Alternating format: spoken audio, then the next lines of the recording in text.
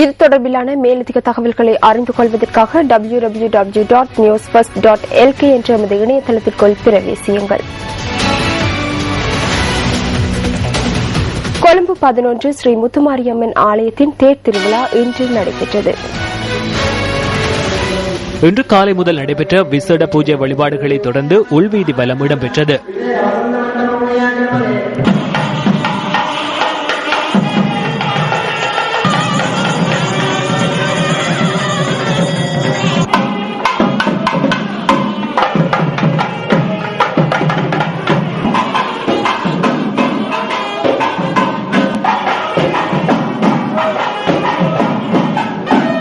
ஸ்ரீ முத்து விநாயகர் சுவாமி, ஸ்ரீ பஞ்சமுக விநாயகர் சுவாமி மற்றும் ஸ்ரீ சண்டேஸ்வர சுவாமி ஆகிய தெய்வங்கள் அழகிய சித்திர தேரில் எழுந்தருளி காலை 6:30க்கு ரத உற்சவம் நடைபெற்றது.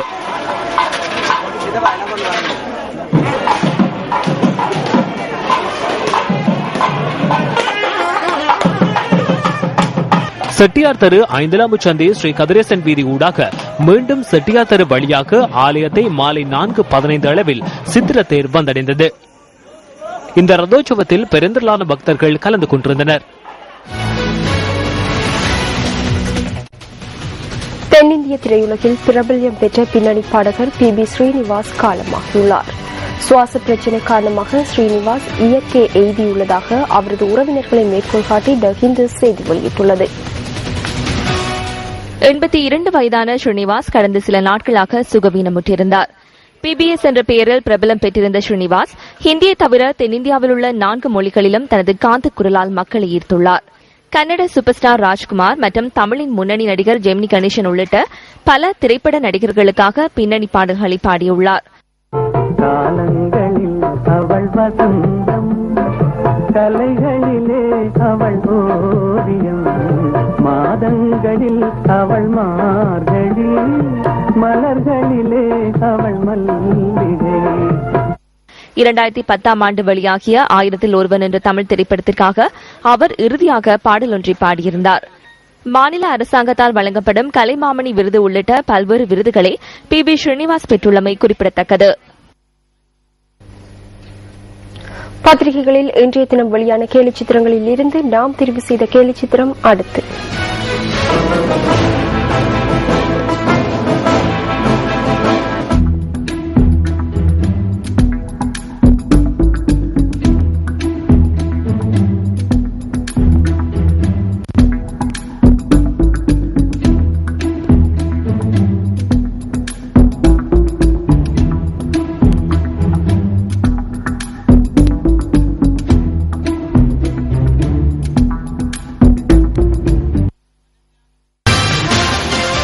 சட்ட ரீதியான நிதி நிறுவனங்களினால் வழங்கப்படுகின்ற நன்மைகளை விட கூடுதல் நன்மைகளை வழங்குவதன் மூலம் அதிக எண்ணிக்கையான முதலீட்டாளர்கள் கவரப்படுவதாக 2012ஆம் ஆண்டுக்குரிய இலங்கை மத்திய வங்கி அறிக்கையில் தெரிவிக்கப்பட்டுள்ளது.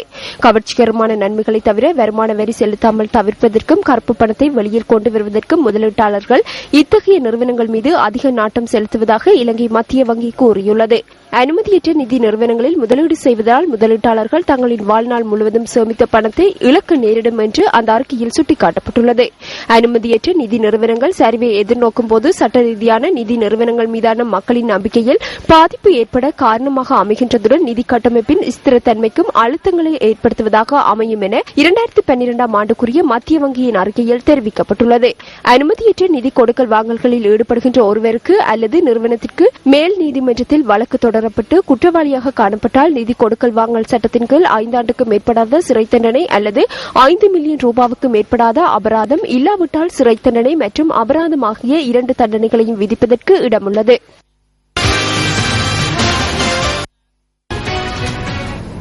மறைந்த வெனிசுவேலா ஜனாதிபதி ஹூகோ சாவேஸின் அரசியல் வாரிசு என வர்ணிக்கப்படுபவரும் தற்போதைய பதில் ஜனாதிபதியுமான நிக்கோலஸ் மடுரோவுக்கு மக்கள் ஆதரவு அதிகம் காணப்படுவதாக சர்வதேச தகவல்கள் குறிப்பிடுகின்றன.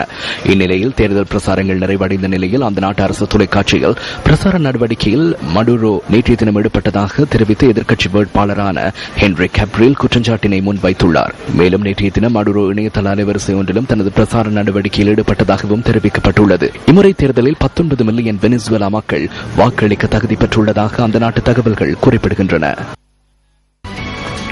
ஆசிய பசிபிக் கடற்கரை கரப்பந்தாட்ட போட்டித் தொடரின் இரண்டாம் கட்ட போட்டிகளில் சிறந்த 16 அணிகள் கொண்ட சுற்றில் விளையாடுவதற்காக இலங்கையின் ஆடவர் மற்றும் மகளிர் அணிகள் தகுதி பெற்றுள்ளன. தாய்லாந்தில் நடைபெறுகின்ற இந்த போட்டிகளில் ஜப்பானுக்கு எதிரான போட்டியில் 2-1 என்ற கணக்கில் இலங்கை ஏ அணி வெற்றி பெற்றது.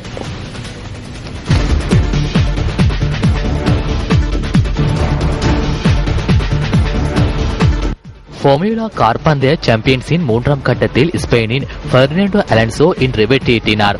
சீனாவின் ஷாங்காயில் நடைபெற்ற இந்த போட்டியில் 2ஆம் இடத்தை கிம் ரைகனன் கைப்பற்றினார். போட்டியின் முதல் 3 கட்டங்களின் இறுதியிலும் 52 புள்ளிகளோடு ஜெர்மனியின் செபஸ்டியன் வெட்டல் முன்னிலையில் உள்ளார்.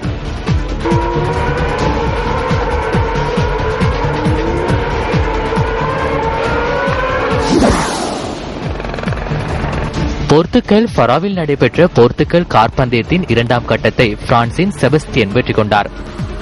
பந்தயத்தின் ஆக கூடுதல் தூரமான 2ஆம் கட்டத்தின் பின்லாந்தின் ஜாரி மெட் லெத்வாரா 2ஆம் இடத்தை சுவீகரித்ததுடன் 3ஆம் இடத்தை பின்லாந்தின் மிகோ ஹெவன் கைப்பற்றினார். சர்வதேச கால்பந்தாட்ட சம்மேளனத்தின் தலைவர் செப் பிளேட்டர் கியூபா, ஹெய்டி உள்ளிட்ட சில நாடுகளுக்கான உத்தியோகபூர்வ விஜயத்தை ஆரம்பித்திருந்தார். அந்த நாடுகளில் கால்பந்து விளையாட்டை ஊக்குவிக்கும் நோக்கில் சர்வதேச கால்பந்தாட்ட சம்மேளன தலைவரின் விஜயம் அமைந்திருந்தது. சாம்பியன்ஸ் லீக் 20-20 கிரிக்கெட் போட்டிகளை இந்தியாவில் நடாத்துவதற்கு தீர்மானிக்கப்பட்டது. 5 வருடங்களுக்குள் 3வது முறையாக இந்த போட்டிகளுக்கான அனுசரணையை இந்தியா வழங்குகின்றமை குறிப்பிடத்தக்கது.